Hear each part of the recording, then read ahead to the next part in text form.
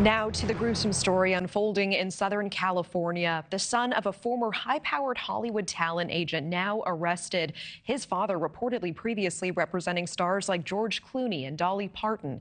Well, the arrest made after body parts were found in a dumpster. Samuel Haskell IV is suspected of killing and dismembering his wife, May. And May's parents, who lived with the Haskells, are also missing. We want to bring in NewsNation's national security contributor, former CIA officer and FBI special agent Tracy Walder for more insight. Tracy, thanks for staying with us. Thank you for having me again, Natasha. Tracy, I know that you're from this area. You say the homes are close together. Help explain how day laborers and a homeless man potentially helped make this discovery.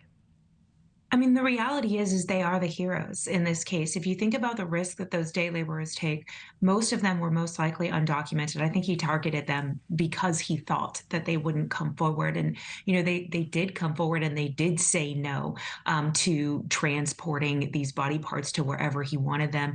Also, the unhoused person, that is the person who really sounded the alarm that there were body parts near this dumpster. And so really they're the heroes in this case, because the reality is these body parts could have been off to a dump and really never would have been seen again and covered his tracks. And it would have been very, very difficult to trace that then back to Haskell. Yeah, and you know, some of these details as they're coming forward, reports that the homeless individual was initially investigated by police, which of course makes sense. Police have to do their due diligence, but you know, one's heart does hurt for that situation.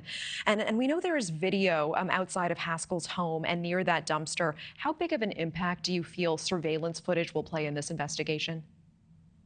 I think that's an excellent question. I think it's going to be key in this investigation in terms of adding more charges. Right now, he's being held on suspicion of murder, but I think they're going to add other charges like tampering with evidence, tampering with a corpse, so many other things that they're going to add that I think will all encompass a plea of probably life in prison if that's what this goes towards. But I think that surveillance video, as well as probably any digital data from cell phones, is going to be huge in terms of looking at covering his tracks, his wife's tracks, his in-laws' tracks, and really trying to find the steps that he took methodically to eventually get these body parts to where they were. That's going to be key here. Haskell had some erratic social media rants. He said that he was unhappy and bitter. Neighbors who were interviewed say that the family appeared fairly normal. First of all, does that surprise you? And talk about the role that social media, this trail, may play in this investigation.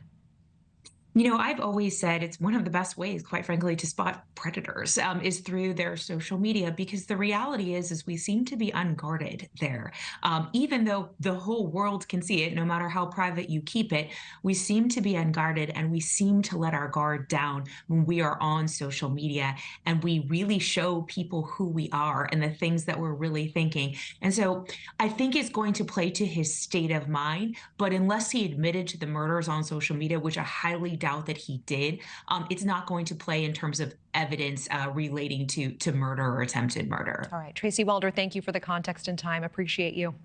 Thank you for watching. Go to newsnationnow.com to find NewsNation on your television provider. And don't forget to click the red subscribe button below to get more of NewsNation's fact-driven, unbiased coverage.